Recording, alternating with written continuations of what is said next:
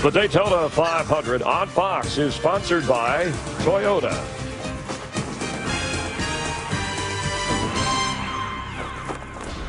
Come on out and dance, you get the chance. We're gonna spin on around. All I wanna know, how you wanna go? Fighting for survival. Checkered flag. Dale Earnhardt finally is a champion of the Daytona 500. Here they come, checkered flag. Perfect. They're wrecking everywhere. Underneath the stars, where we park the car. Many of the sport's most dramatic moments have happened right here in the Daytona 500, which takes the green flag at the quarter pole. 50 laps down, 150 to go. Terry Labonte, for the first time since 2004, leads the Daytona 500. The Labonte boys are having a pretty good day. Bobby's up there earlier, you know, fighting for the lead. Now Terry's brought him to the green flag. Dave Blaney's up there getting pushed by the 22 car. Yeah, Kurt Busch has latched onto the back of that 36 car of Dave Blaney. You know, two drivers I'm very impressed with that they've not really flexed their muscle so far. Those two drivers in the outside line there, the one car of McMurray, the 42 car Montoya, they've not shown a lot of speed up until today. I think they're just kind of playing that old possum game, you know. Oh, Blaney lost his drafting partner, and now it's a trio on the inside lane. Menard has picked up Kurt Busch, who leads him across the stripe, and now it is Menard to the outside with Regan Smith going by to retake the lead. So if two cars are far better than one, why not three? Well, you already heard, you can second guess, but you can't third guess. And that's really what you're doing when you're running behind the guy in front of you. You're sort of anticipating and second guessing where he's going to go. The third guy is just odd man out. He would be lost in the shuffle.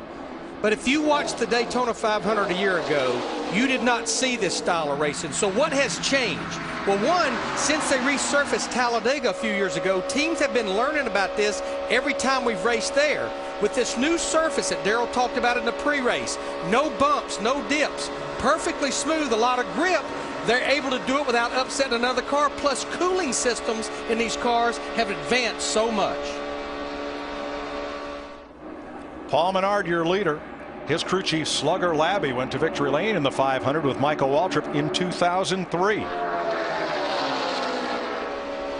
Sponsifiers back for 2011, and this year the winning designer gets a personal visit from their favorite driver. Go to ToyotaRacing.com for all new ways to create, customize, and share your design. That's Terry Labonte in the 32 you saw alongside, and for the lead here comes Boyer pounding back on the outside with his Childress teammate Jeff Burton. 3 Richard Childress Racing Chevys among the top 4. And I want to clarify something. All 4 of these cars have what we spoke of earlier, a ECR engine package. What that is an engine company that was formed about 3 years ago, a merger between Dale Earnhardt Incorporated's engine company and Richard Childress's engine company. They have 9 engines that started this Daytona 500. When Dale Earnhardt built DEI, one of the things he really focused on was an engine program. He wanted to have an engine program that was equivalent to the Hendricks or to the Roush or whomever. He really hired a lot of great people to work at DEI. When Dale Jr. and them left, Richard Childress said, look, I got people, you got people. If we put them together, we should have an awesome group, and they have had. Now, they've led the league in horsepower, won the Daytona 500 last year with Jamie McMurray. Good news, Robert Richardson released from the care center after his crash to bring out the last caution. Matt? Mike, back on the caution, we gave you a look at the impressive radio setup that Jeff Burton and the other RCR cars are utilizing here in Daytona. Back during testing, Todd Berrier went to Racing Radios and said, I need you to work up a system where a driver can flip from channel to channel easily with a glove on. So there's an extra large toggle switch just so the RCR cars can talk. Then Burton has a second radio, and it's almost like an art project that his 10-year-old son Harrison put together. Above the roll bar, there's a listing color-coordinated chart of the different teams on the second radio, and then on the steering wheel another diagram. So they've got everything covered radio wise in the RCR cam. And the other thing they've got is they've got a new push-to-talk button. It tapes to the steering wheel, not onto the spoke of the steering wheel. So a driver can literally ride with his thumb on the push-to-talk button without having to really move his hands around.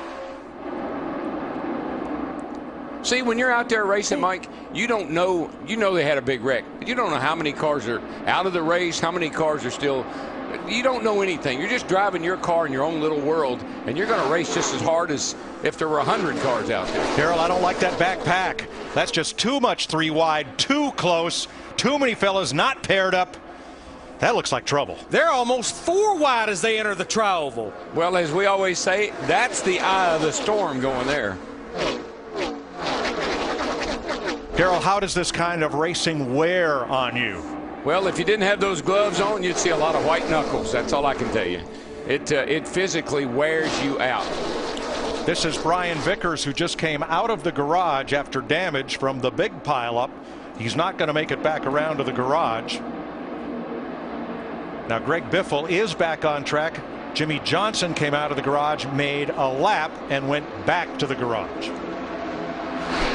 The last time by, we saw a good bit of contact in the path, and caution is out for Brian Vickers. His car is in harm's way, and look at Stewart. Boy, he got a little bite from the left side from Jamie Mack. I think these guys have got so many voices in their head. They got so much going on that when the caution comes out, they're not slowing down like normal. That's just, the caution comes out and you bam, you start running into people. And I just wonder, Larry, if the spotters have so much going on that they just can't get the message out quick enough. I think the drivers and the spotters are just very busy with a lot going on, obviously on the racetrack, but a lot going on in their ears. I hear voices. It was sorted out after Thursday's race that in some cases of a pair up, the spotter for the back car would spot for both, and there's a lot of that conversation up on the roof about who pairs up with who. You're not just driving your own car anymore, are you? One of the spotters told me, he said, you know, normally I take a backup battery in case I run one of my initial battery down. One spotter told me he has 8 charged and ready to go batteries for his radios.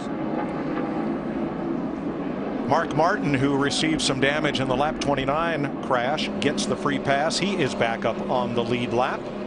There's a look at Mark, who's in his 27th Daytona 500. And I'm also told that some of the drivers have a spare battery for their radio in the car. And let me correct, Mark was 3 laps down. He gets one of those back. The last free pass went to Matt Kenseth, and that did put Matt back up on the lead lap. And simply, the free pass was created a number of years ago because we don't race back to the caution. So the first car a lap down, or in the case of Mark Martin, he's the first car 3 laps down. He gets one of those laps back. Steve Burns. Mike, race leader Clint Boyer asked his crew chief Shane Wilson, hey, did you guys do anything to make this car looser? Shane said, no, it's just getting hotter. Fuel only, Matt.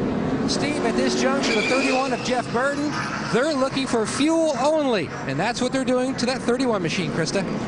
Dale Earnhardt Jr. hooking up with Casey Kane. They said to do what he does, they only need a splash. This should be a quick stop, one small adjustment. You see the fuel can, and there goes Dale Earnhardt Jr. He did get on the radio and say, all of our brains are fried right now. Wow, I believe it. Krista, the 33 lost 3 spots, Clint Boyer. It's not just getting into the pits, having a good stop and getting out. It's managing the traffic all around you.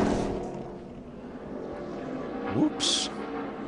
Well, you're in your pit box so quick because you're just getting a splash of fuel. Maybe those spotters ought to be talking to them on pit road, too.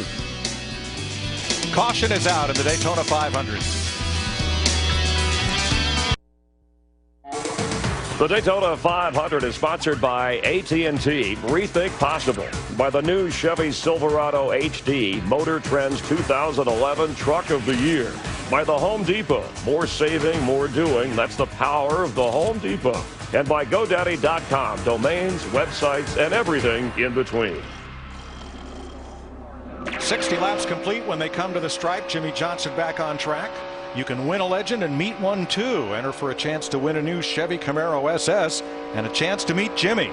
Visit winyourchevy.com now. 29 cars on the lead lap. As we go back to green, Juan Pablo Montoya and Jamie McMurray on point.